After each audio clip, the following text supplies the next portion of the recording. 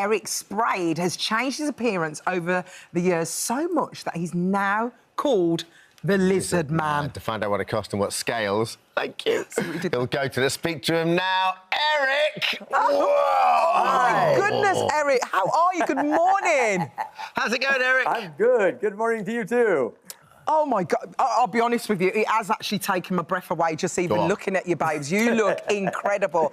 So how long has this... I love stunned silence. I love stunned silence. It literally is. Do you get that a lot everywhere you go, then? I do get it quite a bit. I very often cause people to pause, do double takes. You know, I'm not proud of it, but I have caused a couple of traffic accidents over the years. Oh, dear. Oh, my goodness. I hope they're all right. Yeah. Fortunately, no one seriously hurt that I'm aware of. Oh, that's good news. OK, well, listen, I always think this has to stem from a situation, something that's happened to you. What was it that made you decide, I want to be the Lizardman? Yeah. There must have been something. Did you have a dream? Did you wake up looking at a lizard? Did a lizard come into your bed? There's got to be a moment as to why this happened. I know everybody wants the movie moment. Everybody wants the movie moment, and you know, I just like to say I was told I could be whatever I wanted to be when I grew up, and I took that very seriously. So you just took that nobody expected literally. me to choose to be Lizardman. Yeah, you know, it's hard to break it down to a movie moment, but I had a lot of different ideas that came together, and the way that they came together ended up in this. It really started off from an interest in performance and conceptual art that I started exploring when I got to college. And did you like lizards? Were you a reptile fan as a kid? I've always enjoyed a reptilian aesthetic. Godzilla, big fan of Godzilla. And I became a fan of the way that reptiles cross all cultures and throughout history. No matter where you go, there's either a tale of a lizard man or a reptilian. You've got the world serpent. You've got the serpent in the Garden of Eden. Reptiles occupy a very special place in human consciousness. And as an artist, it was something that I felt that I could, you know, honestly exploit to my own advantage. Sure. But as an artist, you could do that in a day. You could dress up as a lizard. You decided to do this permanently. This is no joke. I mean, you've had your tongue lasered to separate your tongue. How much did that cost you to do that?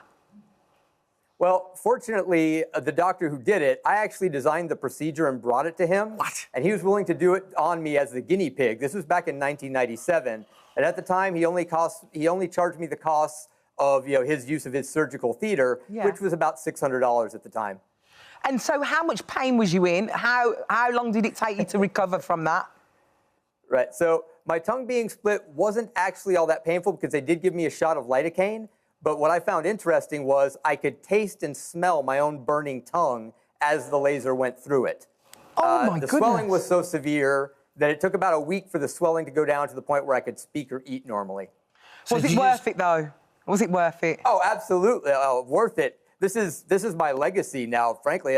In the body modification community, I've sort of established this procedure and helped move it forward. You know, basically, people who have split tongues now very often cite me as a reference point. They maybe saw me, you know, 20-some years ago or more, and it inspired them. Erik, did you have to learn how to speak again after getting your tongue lasered? Like, did it alter how you spoke and how long it took to kind of be able to kind of enunciate?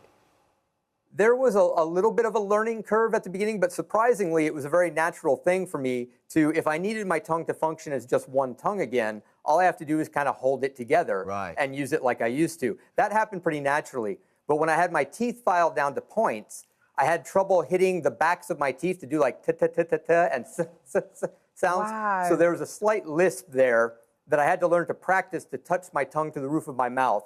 It's a little trick that a friend of mine who's a speech pathologist taught me. Right. And I know you're married to your lovely wife. What does she think about that tongue?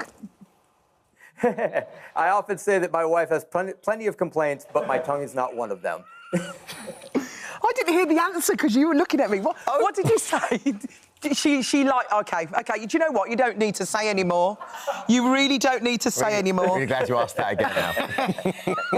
Tell me about the implants on your forehead as well. Right. Tell me a bit about that.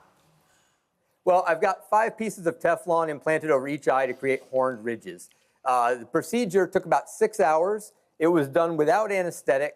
And as a result, it's the only time in my life that I've vomited and hallucinated as a result of pain. Really? Oh my God, you poor thing. But you know, this is what you wanted. I mean, there's been You gotta suffer for your art. I mean, it's given you a career, hasn't it, Erik? It's changed your life, really, this has, hasn't it? Absolutely. This is my dream. You know, when I first sort of had this idea, or, you know, the ideas that started to form this, and they started to come together, I didn't think this was going to be an opportunity. This was more of a pipe dream. But things came together in about the mid-90s. I ended up joining the Jim Rose Circus for a couple of years, then going solo. I've hosted music tours for bands like Slipknot, Slayer, Disturbed. I've traveled to fringe festivals around the world. It really has, like you said, changed my life. It's given me the life that I lead, and I'm very thankful for it. And Erik, you're amongst friends here. You know, we're very live and let live, aren't we? But sort of honestly, are there any downsides to it at all? You know, I think the downside is I know that, you know, sometimes I'm going to have a bad day. If I feel like I can't meet the negativity that I might encounter in the world with positivity, sometimes it'll make me want to stay home. You know, so there are days where, you know, you don't want to go out. But I often feel, too, that I'm in a sort of position where everybody remembers when they meet me, but it's hard for me to remember everybody I meet, right? Sure. So it's on me to always have a good interaction with people. I feel like there's a little bit of pressure there, which isn't really a downside. I actually like that because it forces me to try and be a good person. If I'm having a bad day, that's in the back of my mind, like, hey, don't be a jerk just because you're having a bad day, because these people will remember you forever as that green jerk. Very good way of looking at life. So it's a challenge to myself to be better. Good for you, Erik. Thank you, Erik. Thank you for sharing your story. Nice it's so interesting. Lots of love, Erik. Bye. Thank you. Hi, everyone. Just wanted to say thank you for visiting our This Morning YouTube channel. Now, listen, we upload new content every day, so go ahead and hit that subscribe button so you don't miss out. And we'll see you in the morning.